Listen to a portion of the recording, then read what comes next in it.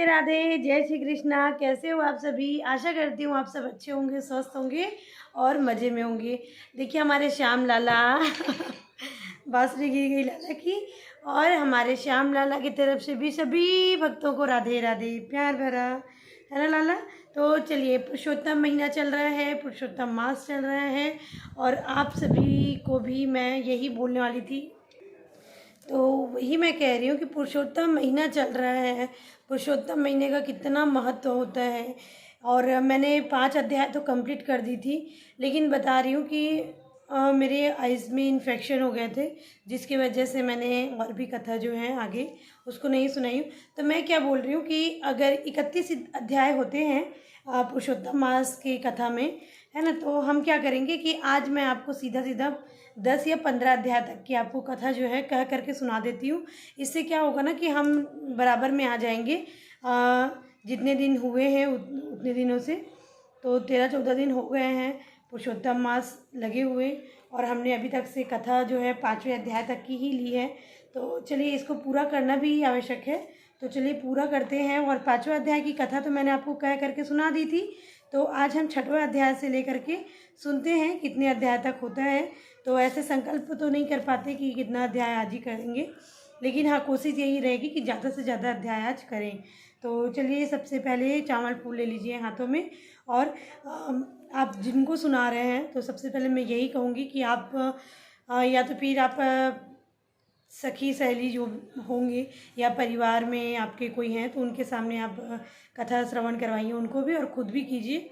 और अगर कोई नहीं है तो अगर आप अकेले रहते हैं और आप कथा श्रवण करना चाहते हैं पुरुषोत्तम महीने की, तो आप क्या करेंगे कि आप चावल फूल लेकर के लड्डू गोपाल के सामने या फिर कोई भी आपके देवी देवता जो हैं उनके सामने आप कथा सुनाइए।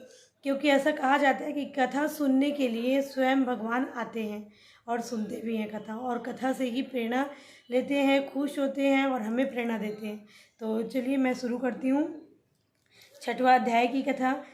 गोलोक में विष्णु का कृष्ण श्री कृष्ण से अधिमास का दुख वर्णन करते हैं। नारद जी बोले, हे पाप रहित ऋषि प्रवर, विष्णु भगवान ने गोलोक में जाकर क्या किया, सो कृपा करके मुझे से कहो। श्री नारायण बोले, हे नारद, अधिमास सहित विष्णु जब गोलोक में गए तब वहाँ जो हुआ सो कहता हूँ, सुनो। गोलोक में मणियों के खम्भों से सुशोभित सुंदर ज्योति धाम को विष्णु भगवान ने दूर से ही देखा। उस ज्योति धाम से इतना प्रकाश निकल रहा था कि भगवान विष्णु की आंखें चकाचौंध हो गईं, जिसे उनके नेत्र बंद हो गए। तब थोड़े थोड़े नेत्र खोलते हुए अधिमास को अपने पीछे करके धीरे धीरे चले भगवान श्री कृष्ण के मंदिर में जा पहुँचे। वे अधिमास सहित विष्णु बड़े आनंदित हुए। तब हरि के द्वारपालों ने उठकर उन्हें प्रणाम किया। फिर उन्होंने ज्योतिर्मय भगवान के द्वार में अपने नीचे हुए नेत्रों से ही प्रवेश किया। वहां जाकर शीघ्र ही पुरुषोत्तम भगवान श्री कृष्ण को नमस्कार किया।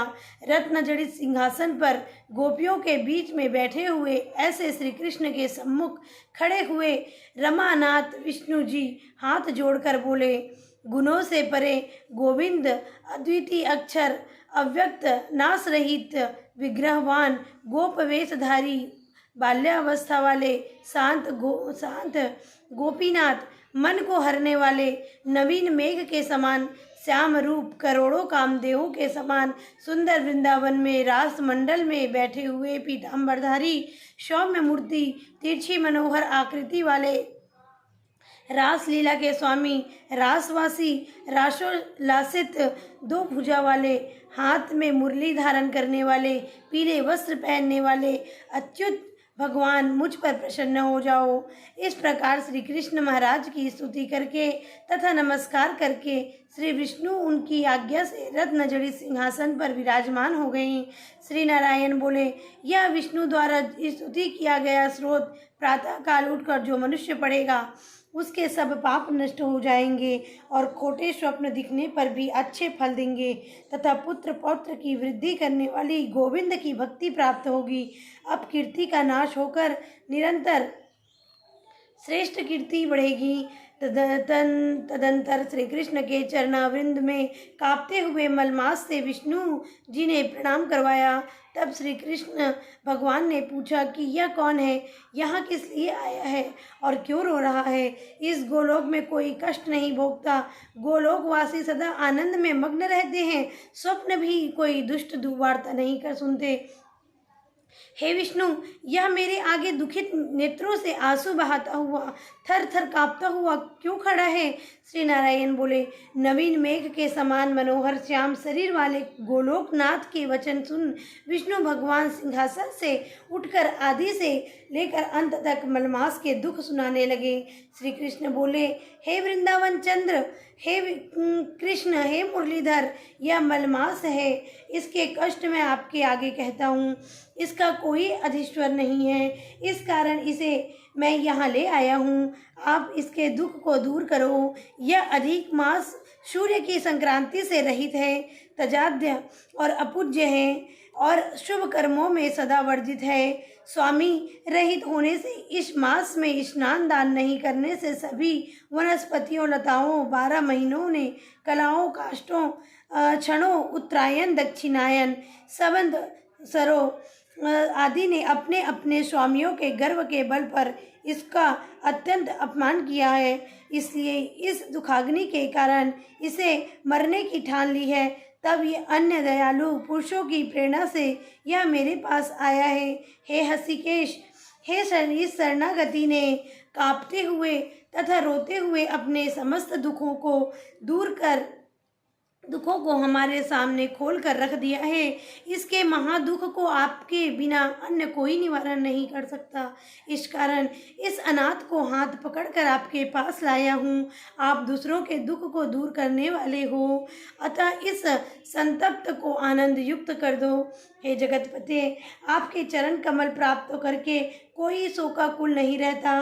वेद वेदाताओं का ऐसा वचन मिथ्या कैसे हो सकता है।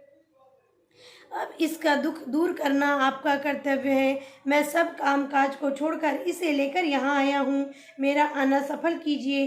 अपने स्वामी के सम्मुख कोई बात बार बार नहीं करनी चाहिए, ऐसा नीति शास्त्र के जानने वाले पंडित जन कहते हैं। इस प्रकार अधिमास की सब कष्ट को दूर कर गाथा श्री कृष्ण भगवान से कहकर विष्णु भगवान हाथ जोड़े श्री कृष्ण के मुख कमल को खड़े हुए निहारने लगे। ऋषि बोले, हे सूत जी, आप श्रेष्ठ वक्ता को हो, आप दीर्घ काल तक जीवित रहें, आप सेवन करने योग्य हो, ताकि हम आपके मुखारविंद से हरि लीला रूपी कथा अमृत को सदा पीते रहें। हे सूत जी, विष्णु और श्री कृष्ण का संवाद विश्व का कल्याणकारी है। फिर गोलोकवासी श्री कृष्ण ने क्या कहा और क्या बताया वह कहिए। हे सूत जी, नारद जी ने नारायण से पूछा, सो कहें, क्योंकि परम भागवत नारद जी के प्रति कहा हुआ नारायण का वचन हम तपस्वियों को परम औषधि है। राधे राधे, बोलो पुरुषोत्तम भगवान की जय। देखिए 8 मिनट हो गए हैं 6वां अध्याय को करते हुए। मैं 7वां अध्याय को तो कर देती, लेकिन आप लोग बहुत लंबा वीडियो नहीं देख पाते हैं और इससे फिर हानि होती है, तो इसलिए आधा नहीं छोड़ते हैं जब भी हम कथा करते हैं। इसलिए मैंने 6वां अध्याय की ही कथा कह सुनाई है। जब मुझे छोटे छोटे इसमें और आएंगे कथा, जैसे 7वां 8वां अध्याय में, तो मैं आपको 2-4 कथा एक साथ ही सुनाऊंगी। लेकिन अभी हम सिर्फ 6वां अध्याय की कथा श्रवण की है। कोशिश तो कर रही थी कि बहुत ज़्यादा करूं, लेकिन नहीं हो पा रहा है, क्योंकि वीडियो 10 मिनट तक का ही मैं कर पा सकती हूँ, उससे ज़्यादा नहीं, क्योंकि आप लोग नहीं देखते हैं और बीच में हमें कथा छोड़नी नहीं चाहिए, इसलिए मैंने इतना कह दिया है। और चलिए, पुरुषोत्तम भगवान की जय। श्रीमन राधे राधे राधे राधे राधे राधे। आगे की कथा 7वां अध्याय की कथा, और अगर हो सके तो 8वां अध्याय की कथा मैं कल लेकर के आपके समक्ष हाजिर हो जाऊंगी। राधे राधे। लाला की तरफ से भी राधे राधे।